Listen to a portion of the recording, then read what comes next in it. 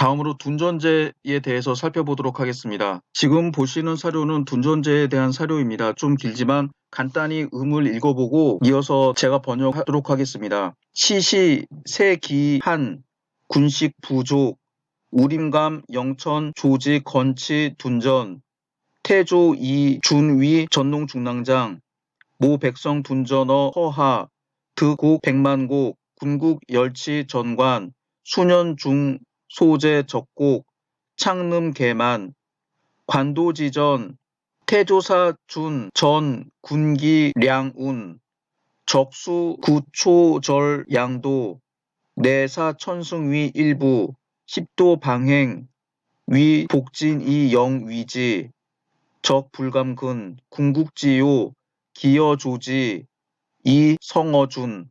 여러분들은 이게 이제 실제로도 한문 원문이 시험 문제 출제가 됐는데 대충 여기서 이제 몇 가지를 적어도 한문을 읽으실 줄 아셔야 됩니다. 일단 번역부터 해보겠습니다. 이때 기근이 들고 가뭄이 들어 군대의 식량이 부족하자 우림감 영천 사람 조지가 둔전을 세웠다. 태조 즉 조조는 여기서 주는 임준입니다. 임준은 전농 중랑장으로 임명하여 백성들을 모집하여 허 일대에서 둔전을 실시하게 하니 곡식 100만석을 얻었다. 군국에서도 두루 전관을 설치하니 수년 후에 곡식이 쌓였고 창고는 모두 곡식으로 가득 찼다.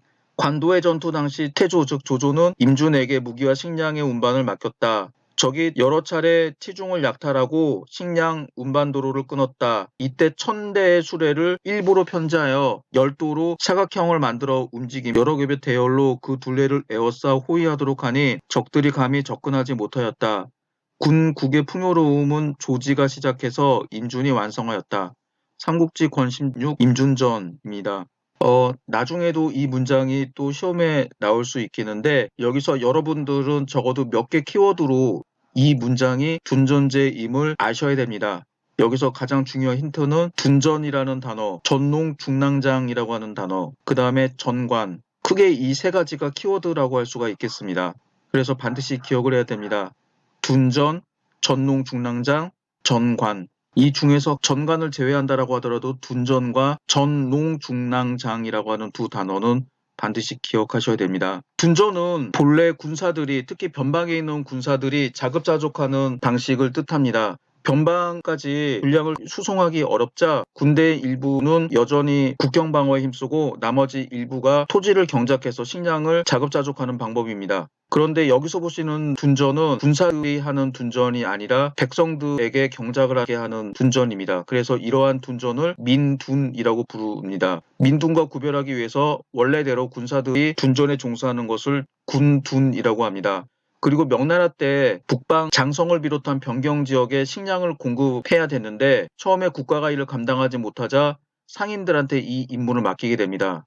그래서 상인들은 그 대가로 소금 판매권을 얻게 되는데 상인들이 국경 가까운 지역에 있는 땅을 사서 생산한 식량을 변경 지역으로 운반했습니다. 즉 운송비를 줄이는 정책을 취한 거죠. 그래서 상인들이 군대에 식량을 공급하기 위한 목적으로 토지를 경작한 것을 상둔이라고 합니다. 그래서 둔전은 역사적으로 보면은 군둔, 민둔, 상둔 세 가지가 있습니다. 이 시대에는 군둔과 민둔이 있었습니다. 둔전의 관리들은 전농 플러스 관직명이 들어가게 됩니다. 전농중랑장, 전농교위, 전농도위 크게 이 세 가지 관직이 있었습니다. 그런데 농사를 관장하는데 중랑장, 교위, 도위는 모두 무관직이었습니다. 그래서 군조직으로 백성들을 관리했기 때문에 둔전제라고 불렀습니다. 전농도위는 모두 6명의 사마를 두었습니다. 사마는 일개 둔을 지휘하게 됩니다. 1둔마다 둔전농민 50명이 있었습니다. 그래서 전농도위 한 사람은 모두 300명의 농민을 관리하는 조직이었습니다. 다시 말하면 전농도위는 6개의 둔을 관리했습니다. 즉 300명의 둔전농민을 관리했고 각각 둔에는 사마라는 관리가 임명되었고 사마는 50명의 둔전농민을 감독했습니다. 전농중랑장, 전농교위, 전농도위는 9년의 장관인 태수, 상, 현령, 현장의 관리 또는 감독을 받지 않은 별도의 조직이었습니다. 둔전농민은 전객 또는 전농부민이라고 불렸습니다. 자신이 소를 가지고 경작하는 경우에는 수확량의 50%, 그렇지 않고 소를 빌린 경우에는 60%를 납부했습니다.